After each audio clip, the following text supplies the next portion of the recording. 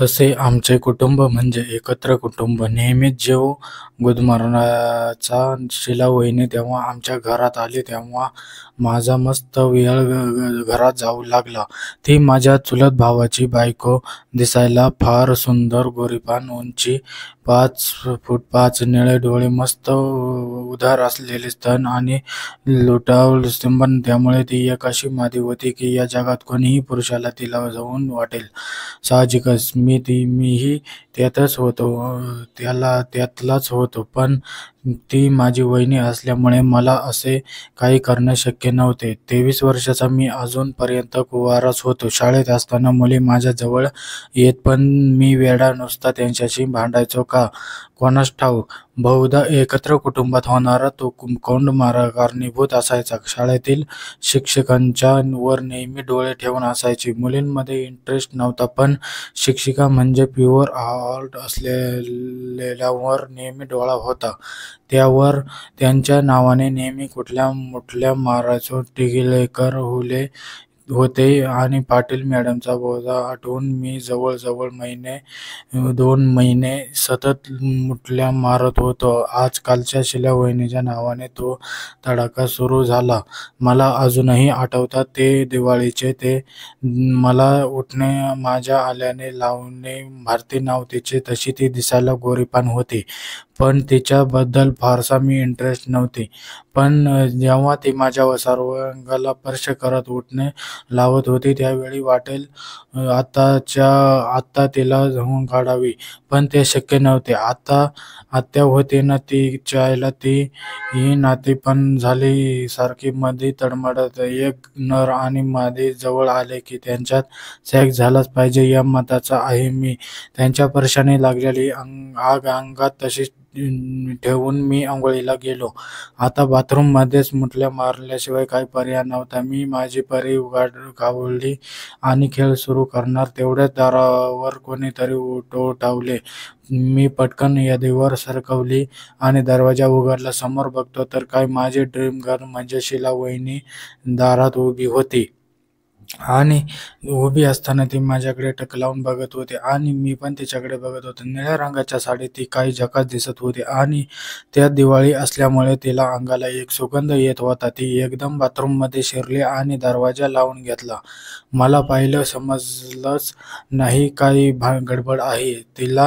तिने मला सावन मागितला की मला पाठमोरे काढायला सांगितले आणि मला म्हणायला तुमचे उठल्याला पाठ घासून देते. छत जायला मला उठल्याची पाठ घासून देणे.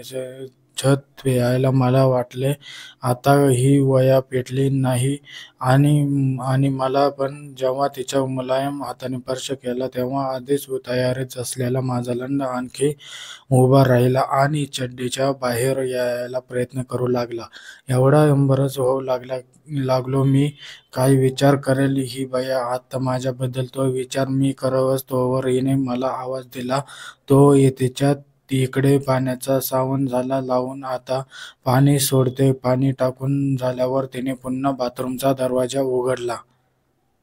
दरवाजा उघडताच बाहेर बघतो तर काय, समोर माझी वहिनी. ती बाहेर जाऊ लागली तेव्हा तिला वाटले अशी तिला पकडून मागे ओढावी आणि उल्ल्यावर बसवावी, पण हिंमत कशी होणार. तिने बाहेर जाताना मागे वळून माझ्याकडे बघितले आणि हळूच नजर थोडी खाली वळवली आणि माझ्या उल्ल्याकडे बघितले आणि पुन्हा वर बघून हसली. यायला मला काही सुचेना का बरं ती हसली असावी. बहुधा तिने माझा उभा राहिलेला लंड पाहिला असावा. पण मी बघितले की बिलगली का नाही. मी पण काही थोंडो आहे. जर ती माझी हिंमत झाली नाही तर तिची कशी तिची हिंमत होणार. आणि ती फक्त बघूनच ती माझ्याकडे अशी नजरेने बघत होती. माझा मूड होत होता. शेवटी ती या घरात सून होती आणि मला नाही वाटत माझा दादा हिला माझ्या देत नसेल म्हणून. मग काही दरवाजा पुन्हा बंद करून उडवले पिचकारी तिच्या नावाची. दुसऱ्या दिवशी मी माझ्या खोलीत बसली होती. एक सेक्स मार्कशीट वाचन. तशी माझी खोली फार वेगळी होती आणि तशीच आडोशाला होती. साधारण दुपारची वेळ होती आणि मी एकटाच होतो घरात आणि घरातील जवळ-जवळ सगळे झोपले होते. बहुतेक पुरुष मंडळी बाहेर होते कामानिमित्त. मला दिवाळीची सुट्टी असल्यामुळे मी घरीच होतो. अचानक कोणीतरी माझे दार ठोठावले. मी मनात म्हटले, "च्यायला आता कोण आले या वेळी?" तडमडायला मस्त रंगात होतो. मस्ती वाचत आणि त्यातली मादक चित्रे बघण्यात पटकन ते मी माझ्या पायाच्या बाजूला गादीखाली लपवले आणि दरवाजा उघडला. दरवाजा उघडताच समोर बघतो तर माझ्या नावाने डोळ्यावर विश्वास बसेना. समोर शीलावहिनी उभी होती. आज तिने लाल रंगाची साडी घातली होती. च्यायला साडीत एवढी सुंदर दिसते तर विदाऊट साडीची कशी दिसेल? फाजील विचार च्यायला सुरुवात झाली यायला. आणि आज पहिल्यांदाच ती माझ्या रूममध्ये आली होती. तिला तिला ब्लाऊजही लाल रंगाचा होता. शीला वहिनीची मोठे गळे असलेले ब्लाऊज घालायची सवय होती आणि ती अशी दिसत होती की आज बातलेला ब्लाऊजचा गळा थोडा मोठा होता, ज्यातून तिच्या उन्नत रंगाचे अर्धवट दर्शन होत होते. रान रंग गोऱ्या रंगावर फार उठून दिसत होता. असली मादक दिसत होती आज ती. ती न राहवत मी तिला विचारले, "काय हो वहिनी, आज अचानक?" "सॉरी इकडे." मी नेहमी असे त्यांच्याशी मोकळे बोलायचो.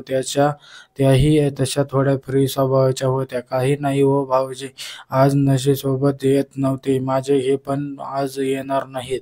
कुठल्या तरी मित्राकडे जातो असे म्हटले आणि ते बाहेर गेले. त्यामुळे मी म्हटले आज भाऊजाई देवरकडे जाऊ दे आणि थोडा वेळ फ्री असं वेळ घालू दे म्हटले की, आणि रात्री उशीर होईल असेही सांगितले. च्यायला मी क्या मला का असाही असे सगळे कोण जाणे. मग विचार काय आहे आज? काही नाही म्हटले, आज थोडा वेळ आपल्या भाऊजींसाठी घ्यावा आणि वरात विचारायची असे म्हणत त्या माझ्या बेडवर माझ्या पायाजवळ येऊन बसल्या आणि तत्क्षणी त्या गादीखाली काहीतरी असल्याचे जाणवले आणि मी काही म्हणायच्या आत गादीखालून ते मासे काढण्यासाठी त्या वाकल्या तशा त्या पदर खाली पडला आणि आईशपथ पहिल्यांदाच त्यांच्या गुबगुबीत डोळ्यांचे एवढ्या जवळून दर्शन घडले. मित्रांनो, कशी वाटली स्टोरी कमेंटमध्ये नक्की सांगा. जे नवीन असेल या चॅनलवरती त्यांनी चॅनलला सबस्क्राईब करून घ्या, जेणेकरून आपल्याला असेच नवीन नवीन स्टोरी आपल्यापर्यंत पोहोचेल. सबस्क्राईब करायला विसरू नका. व्हिडिओ कसा वाटला कमेंटमध्ये नक्की सांगा.